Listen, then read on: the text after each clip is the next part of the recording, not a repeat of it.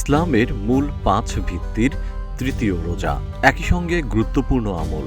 ইসলামের বিধান অনুযায়ী প্রত্যেক সুস্থ ও বিবেকসম্পন্ন প্রাপ্তবয়স্ক মুসলমানের জন্য রমজান মাসের প্রতিদিন রোজা রাখা ফরজ।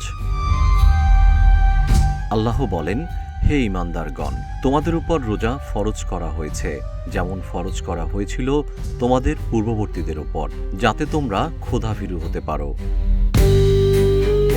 রমজান মাসের গুরুত্বপূর্ণ আমল তারাবির নামাজ। তারাবির নামাজ পড়তে হয় এশা নামাজের ফরজ ও সুন্নত পড়ার পর এবং বিতর নামাজের আগে।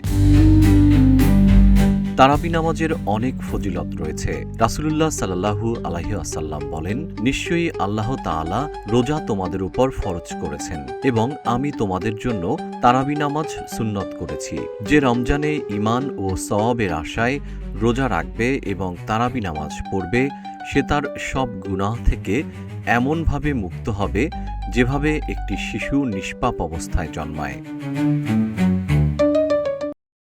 ভবিষ্যৎ হোক নিরাপদ, বিনিয়োগ হোক বিশ্বস্ত, আর আমার পছন্দ সল্ট বে।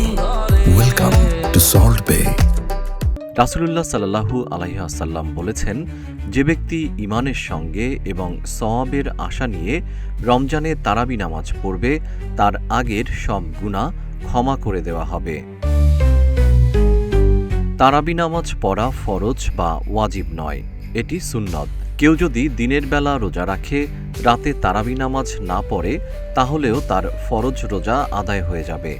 তারাবির নামাজের সঙ্গে রোজার কোনো সম্পর্ক নেই। তারাবি নামাজ না পড়লেও রোজা হয়ে যাবে।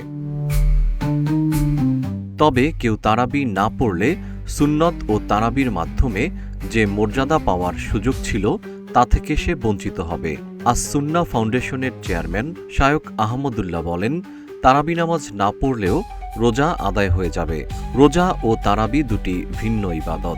রোজা ফরজ ইবাদত, যা প্রত্যেক সক্ষম মুসলমানের উপর বাধ্যতামূলক। তারাবি সুন্নাতে মুয়াক্কাদা, যা পড়লে অনেক সওয়াব পাওয়া যায়, কিন্তু না পড়লে রোজার উপর কোনো প্রভাব পড়ে না। যারা ইচ্ছাকৃতভাবে তারাবি ছেড়ে দেবে, তারা সুন্নত ছাড়ার কারণে সওয়াব থেকে বঞ্চিত হবে। তাই তারাবি নামাজ পড়া থেকে বিরত থাকা উচিত নয়। জিএম শিহাব, রূপালী বাংলাদেশ।